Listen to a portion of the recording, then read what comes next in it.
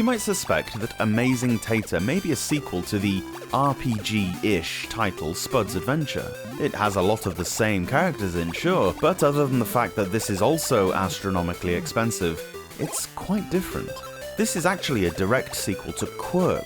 Atlus realized where the strength of this roster lies. It really is almost identical to Kwirk, in the same way Boxel 2 was to Boxel. There's a handy beginner's mode which will teach you the basics over around 10 levels. It's not a tough concept. As before, on each floor you need to push blocks down holes or rotate others around an axis in order to craft a path to the flag at the end. Puzzle mode takes you through the quote-unquote story, 4 difficulties with 10 levels each.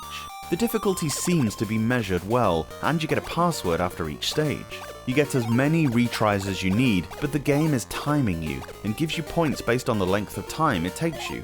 The score doesn't really mean anything unless you care about such things. The purpose of the challenge is to get to the end.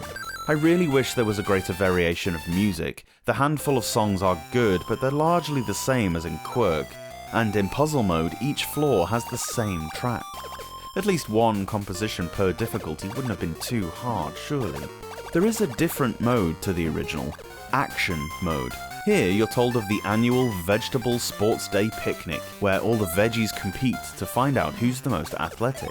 It's largely the same affair, but there are a couple of little tales intertwined around the levels. The puzzles are really clever. I'm always amazed at how level designers came up with the layouts. I'd probably stick to Kwirk, as it's the same thing, enough of a game to keep you going, and one you can get for about £5. Amazing Tater is good, there's nothing wrong with it at all, but it uses so much of the original property, sprites, music, mechanics, that if you spend the £70+ it's going to cost you to get a loose cart alone, you're almost certainly a moron. Edit? Oh wow, I just looked on eBay for the prices and I'm immediately glad I bought mine when I did. They are well into 3 figures now. I find myself playing this way more than Kwirk, for the simple reason of how much I spent on acquiring it. I need to get my money's worth. Not only do I subscribe to the Game Boy Morons Club, I write the frickin' newsletter.